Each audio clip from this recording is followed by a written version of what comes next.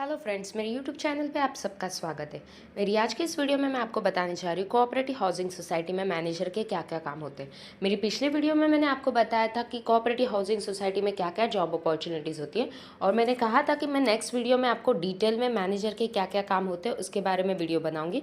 तो आज की इस वीडियो में मैं आपको मैनेजर के क्या क्या काम होते हैं वो डिटेल में बताने जा रही हूँ। सबसे पहले मैं आपको बताने जा रही हूँ मैनेजर के वर्किंग आवर्स क्या होते हैं, क्योंकि उस पर ही उनका वर्क डिपेंड होता है। जैसे कि पार्ट टाइम बेसिस पे अगर वो जा रहे हैं तो जिस दिन वो विजिट कर रहे हैं उस दिन उन्हें वो डेली रूटीन के काम करने होते हैं, और अगर फुल टाइम बेसिस पे जा रहे हैं तो डे टू डे एक्टिविटीज़ उन्हें डेली करनी होती है। तो पार्ट टाइम बेसिस पे बहुत सारे ऑप्शंस होते हैं, जैसे कि हफ्ते में एक दिन विजिट करना होता है, कुछ सोसाइटी में 2 दिन विजिट करना होता है, कुछ सोसाइटी में 3 दिन रहता है। कुछ सोसाइटी में प्रेफर करते हैं डेली 2 घंटा ऑफिस खुला रहे ताकि कोई मेंबर को कुछ इशू ना आए, मतलब कोई भी मेंबर की कंप्लेंट्स हो तो वो डे टू डे सॉल्व की जाए। उसमें आपको हफ्ते में एक दिन छुट्टी दी जाती है। Most of the societies Sunday को ऑफिस खुला रहे ये प्रेफर करते हैं, बिकॉज उनका मानना रहता है कि सोसाइटी के सारे मेंबर संडे को अवेलेबल रहते हैं। उसके अलावा कुछ सोसाइटी में ओनली संडे को ऑफिस खुला रहता है। कुछ जगह पे संडे को फुल डे ऑफिस खुला रखना प्रेफर करते हैं, कई कई हाफ डे या कई कई 2 घंटा संडे को ऑफिस खुला रहता है। उसके अलावा फुल टाइम बेसिस पे कहा जाए तो 6 से 8 घंटा डेली ऑफिस खुला रहता है। उसमें एक दिन बीच में आप कभी भी छुट्टी ले सकते हैं। अब आप कहोगे कि ये सारे ऑप्शंस कहाँ दिए जाते हैं, तो आप जब इंटरव्यू के लिए जाओगे तभी आपको बताया जाता है कि हमें हफ्ते में 2 दिन या 3 दिन या डेली का रिक्वायरमेंट है, तो उसी बेसिस पे भी डिसाइड किया जाता है और उस टाइम डिसाइड करके फिर आपको फिक्स किया जाता है। अभी मैं आपको बताने जा रही हूँ मैनेजर की डे टू डे एक्टिविटीज़ क्या होती है। एक तो सबसे पहले मैनेजर को जो भी टाइम डिसाइड किया हुआ है वो टाइम पे ऑफिस में अवेलेबल रहना होता है। वहाँ पे जो भी स्टाफ है उनके अटेंडेंस लेने होते हैं। स्टाफ मतलब क्या हुआ, वहाँ पे जो सिक्योरिटी गार्ड या फिर जो भी स्वीपर्स होते हैं उनका अटेंडेंस लिया जाता है। जो मेंबर के मेंटेनेंस के चेक आए होते हैं वो डिपॉजिट करना होता है। मतलब कुछ सोसाइटी में मैनेजर को सिर्फ मेंटेनेंस रजिस्टर में उसकी एंट्री करनी होती है और बैंक का स्लिप भरना होता है, और वहाँ के वॉचमैन जाके बैंक में चेक डिपॉजिट करके आते हैं। और कुछ जगह पे मैनेजर को ही चेक डिपॉजिट का भी काम दिया जाता है। वो आपके इंटरव्यू राउंड पे आपको बताया जाता है कि आपको क्या क्या करना है। उसके बाद बिल्डिंग प्रीमाइसेस सुपरवाइज करना होता है, मतलब उन्हें बिल्डिंग के आसपास कभी बीच में ही जाके एक राउंड अप करके आना होता है, ताकि कोई सिक्योरिटी गार्ड अपने जगह पे है कि नहीं, स्वीपर प्रॉपरली क्लीनिंग कर रहे हैं कि नहीं वो देख सके। और जहाँ पे बड़े बड़े टॉवर्स होते हैं वहाँ पे पूरे फ्लोर वाइज भी जाके देखना पड़ता है कि कहीं डेब्रिस वगैरह रखे हुए हैं कि नहीं। वो डेली नहीं जाना होता है, एक सरप्राइज विजिट कभी भी मंथ में कर सकते हैं। और अगर बिल्डिंग में कोई सुपरवाइज़र है तो सुपरवाइज़र को बोल के वो मैनेजर सिर्फ डिटेल लिख के रखे तो भी चल जाता है। इसके अलावा मैनेजर को इनवर्ड आउटवर्ड रजिस्टर मेंटेन करना होता है। इनवर्ड आउटवर्ड रजिस्टर क्या होता है, इनवर्ड रजिस्टर में जैसे कि कोई लेटर सोसाइटी को बाहर से आ रहा है या कोई मेंबर से आ रहा है उसका एंट्री इनवर्ड रजिस्टर में किया जाता है, और आउटवर्ड रजिस्टर में जैसे सोसाइटी कोई लेटर किसी को इशू कर रही है उसका एंट्री उसमें किया जाता है। उसके बाद मैनेजर को कैश का day to day record maintain करना होता है, जैसे कि कोई कैश में एक्सपेंसेस हुए तो उसका पेमेंट वाउचर बनाना होता है, उसके पीछे साथ में बिल अटैच करना होता है और उसका एंट्री कैश बुक में लेना पड़ता है।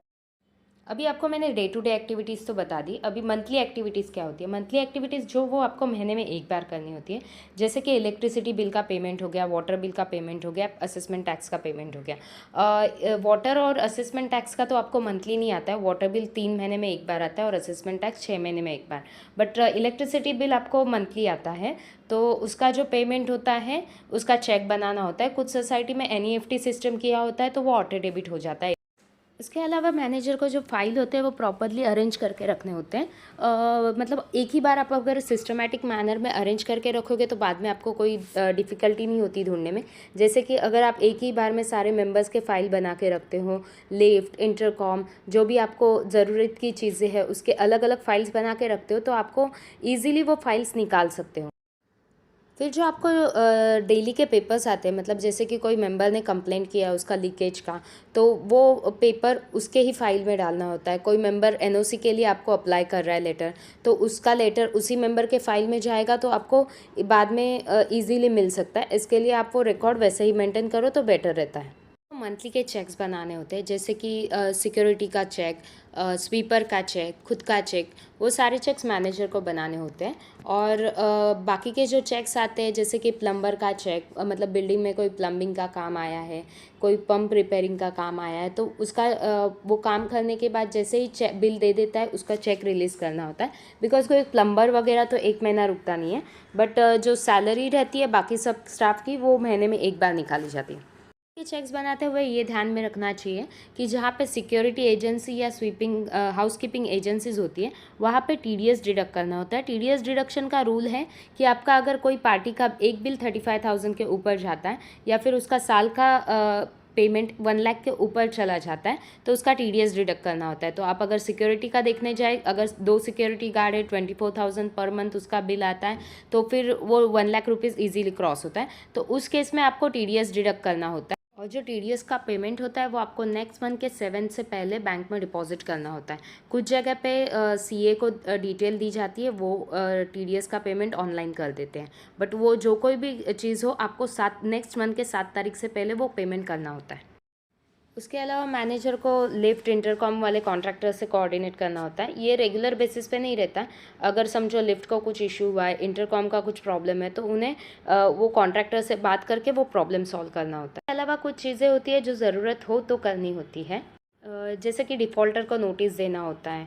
कुछ सोसाइटी में 3 महीने में एक बार दिए जाती है, कुछ सोसाइटी में साल में एक बार दी जाती है, कुछ सोसाइटी में डिफ़ॉल्टर्स भी नहीं रहते, वहाँ पे तो नोटिस देने का कोई सवाल ही नहीं आता है।